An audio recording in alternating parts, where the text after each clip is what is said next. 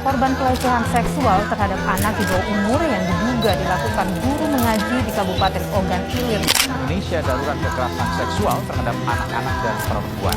Anak dan perempuan silih berganti jadi korban. Pelecehan seksual adalah setiap perilaku bernuansa seksual yang tidak diinginkan oleh korban, dapat menyebabkan merasa terancam, terhina, tersinggung, dan bahkan trauma. Pelecehan seksual dapat berupa isyarat, perbuatan, fisik, digital yang bersifat merendahkan dan membuat privasi seseorang tersinggung.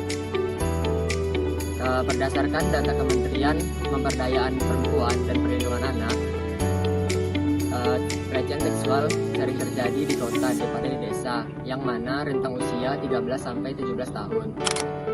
Beberapa faktor penyebab pelecehan seksual. Yang pertama, penyalahgunaan kekuasaan, seperti yang mana memanfaatkan posisi untuk menekankan korban. Yang kedua, kurangnya edukasi seksualitas dan etika, tidak adanya pemahaman dan rasa hormat.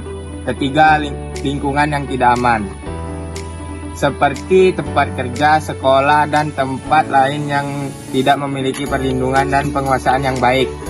Keempat, pengaruh media sosial, seperti melihat konten tidak senonoh dan menyebabkan pelecehan seksual.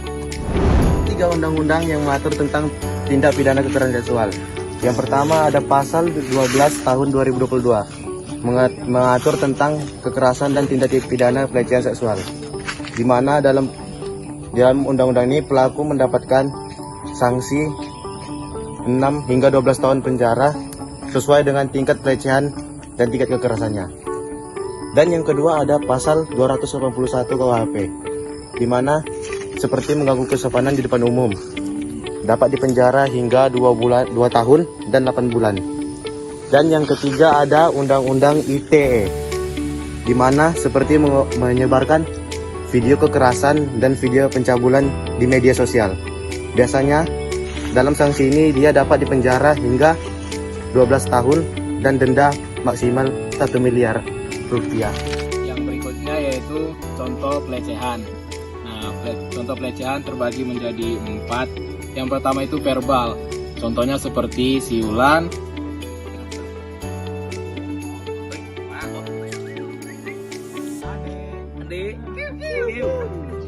lalu seperti berkomentar cabul dan menggoda. Selanjutnya nonverbal. Nonverbal itu seperti menatap tubuh seseorang secara tidak izin,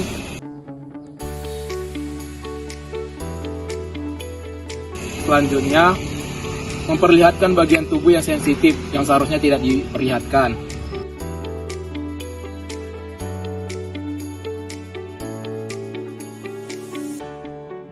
Selanjutnya yaitu fisik. Fisik ini seperti menyentuh tubuh orang secara tidak izin dan memaksa mencium seseorang padahal dia nggak mau. Selanjutnya digital. Digital seperti chat mesum dan menyebarkan foto pribadi yang kotor.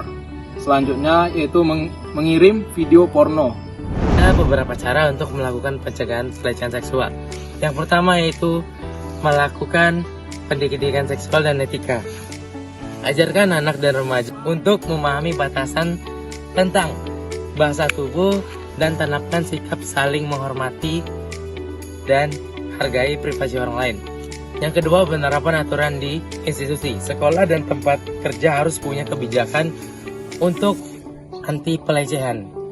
Yang ketiga, meningkatkan keberanian korban untuk melapor kepada pihak yang berwajib. Yang keempat, pemanfaatan teknologi. Kita bisa merekam bukti untuk melaporkan hal tersebut, seperti pakai CCTV, rekam suara, video, atau yang lainnya. Yang kelima, bisa belajar dari internet gimana caranya pencegahan pelecehan seksual.